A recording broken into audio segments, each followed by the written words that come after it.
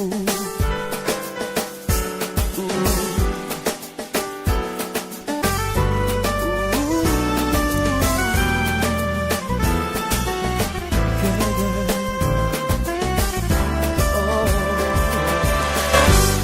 parlerai de ta bonté, ta fidélité. Bien-aimés dans le Seigneur, bonjour.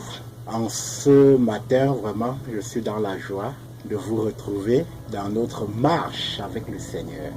Je tiens tout d'abord à vous remercier, à remercier tous ceux qui reçoivent les messages de méditation que j'envoie chaque jour et qui prennent même la peine non seulement de méditer, mais également de partager la méditation. Je remercie aussi ceux qui, ayant des difficultés de compréhension sur certains versets, me reposent des questions pour que je puisse mieux les éclairer. Ça montre votre marque d'attention. Ça m'encourage dans ce que je fais. Parce que l'objectif, en fait, c'est de vous encourager à méditer, mais aussi de vous encourager à diffuser la parole de Dieu. Je crois qu'ensemble, nous contribuerons à faire connaître la véritable parole dans ce monde en furie qui n'a besoin que de cette parole d'amour pour reprendre espoir. Alors, en ce matin de samedi, je voudrais introduire avec vous cette nouvelle émission pour davantage expliquer un verset de la semaine. Nous allons ensemble appeler cette émission Zoom. Ce sera donc le Zoom sur une méditation de la semaine. Nous allons donc consacrer nos week-ends à faire un zoom sur un verset de méditation de la semaine. Et donc, pour cette première édition, nous avons porté notre choix sur la méditation du mardi. Et là, nous sommes attardés plus sur le psaume. Psaume 124, le verset 8. Notre secours vient du Seigneur lui-même qui a fait le ciel et la terre. Ce psaume est l'extrait d'un cantique qu'a rédigé le roi David pour reconnaître le secours du Seigneur dans les moments difficiles. En fait, dans ce psaume, il reconnaît que l'Éternel, au moment où les ennemis d'Israël s'étaient levés contre eux, avaient tendu leur filet au point même de les attraper, Dieu a volé à leur secours, a déchiré le filet et a laissé son peuple s'échapper, y compris David. Dans cette reconnaissance, il conclut par ce verset qui nous intéresse en ce matin. Notre secours nous vient de notre Dieu qui a fait le ciel et la terre. La question qui nous revient à nous poser, c'est d'où nous vient notre secours? Ton secours vient de qui? Ton secours vient de quoi? En qui as-tu placé ta confiance? En quoi as-tu placé ta confiance? Si tu arrives à répondre à cette question,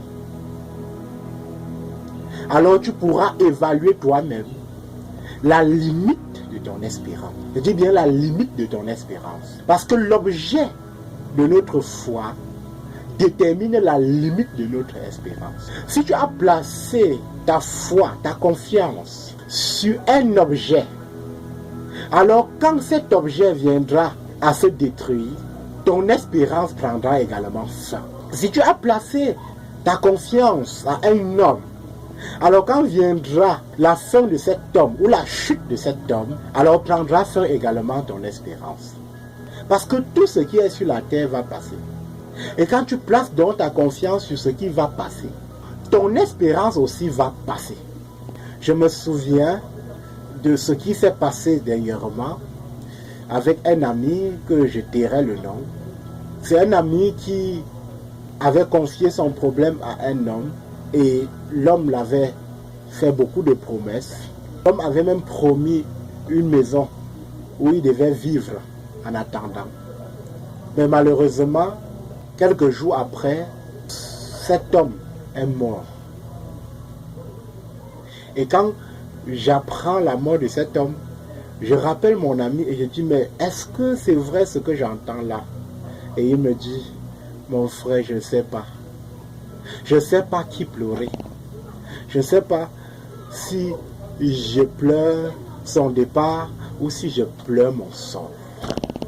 Vous allez comprendre, vous comprenez pourquoi certaines vont jusqu'à mettre fin à leur vie, juste parce que l'objet de leur foi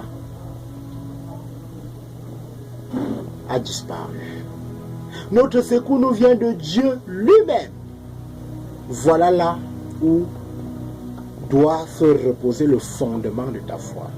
Dieu lui-même, il dit bien lui-même, qui a fait le ciel et la terre. Et c'est cette mention qui fait même la justification de l'objet de notre foi. Parce que si notre secours nous vient de Dieu lui-même, en fait, nous plaçons notre secours en ce Dieu. C'est lui qui a fait le ciel et la terre. Donc nous plaçons notre fondement sur celui qui est auteur de l'univers, qui est auteur de toutes choses. Voilà pourquoi notre espérance ne prendra jamais fin. Parce que nous avons placé notre confiance en celui-même qui est à l'origine de tout ce que nous voyons. Donc au lieu de placer notre confiance en la créature, nous avons placé notre confiance au Créateur. Voilà pourquoi notre espérance est sans limite. Parce que le Créateur lui-même est sans limite. Et quand je sais que mon secours me vient de l'infini, et quand je sais que mon secours me vient de l'incomparable, et quand je sais que mon secours me vient de la puissance même, de la grande puissance, de l'indomptable, alors je n'ai plus rien à craindre. Alors rien ne peut plus me désespérer. Alors rien ne peut plus m'enlever ma joie. Quelle qu'en soit l'épreuve, quelle qu'en soit la difficulté, quelle qu'en soit la tempête ou même le vent qui souffle, je n'ai peur de rien. Et ce vent n'a pas la capacité à enlever mon espérance, à enlever ma foi. Quelles qu'en soient les épreuves, je continue à espérer. Parce que j'ai placé mon espérance en ce qui ne finit pas. L'espérance qui demeurera quand ce monde va partir, c'est l'espérance placée en Dieu lui-même qui a fait les cieux et la terre.